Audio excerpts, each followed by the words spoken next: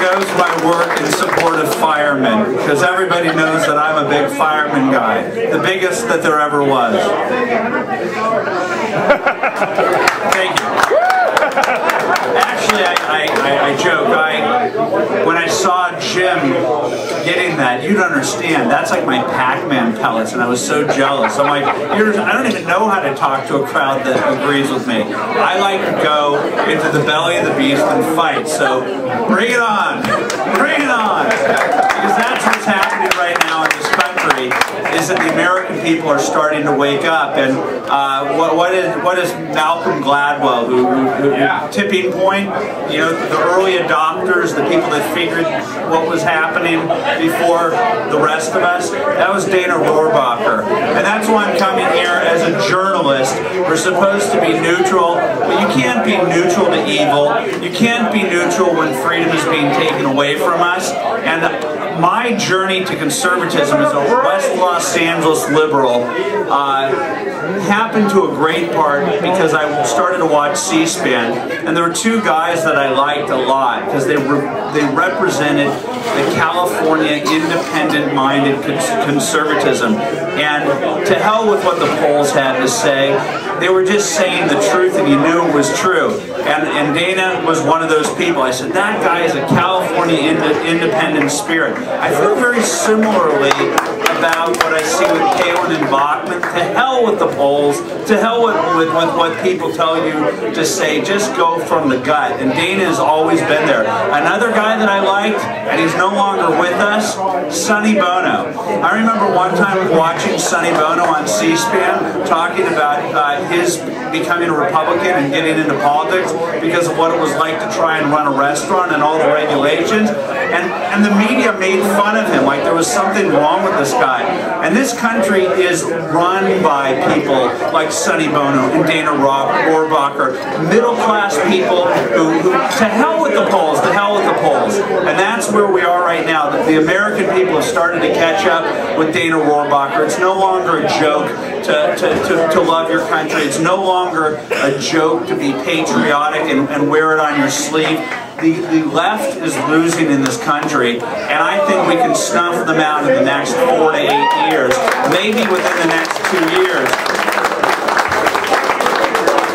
You're not supposed to do this as a journalist. You're not supposed to come here and say, rah, rah, rah, give money to Dana Rohrabacher. Well, to hell with that. I think that there's no more stupid construct that the American people have accepted of the unbiased media.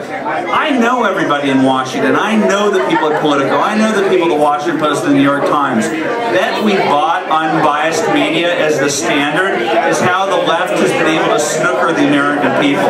And so I said, I'm going to create news where I'm telling you this is where I'm coming from, and to hell with it if you don't like it. It doesn't mean that I'm not telling you the truth. It doesn't mean that if something comes out incorrect that I don't have to correct it.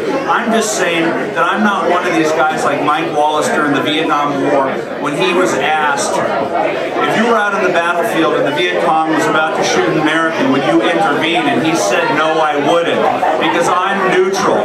Well, if that's what it means to be a journalist, then I'm a ballerina. I am against that crap. I'm for this country, and that's why I stand here proudly for Dana Rohrabacher.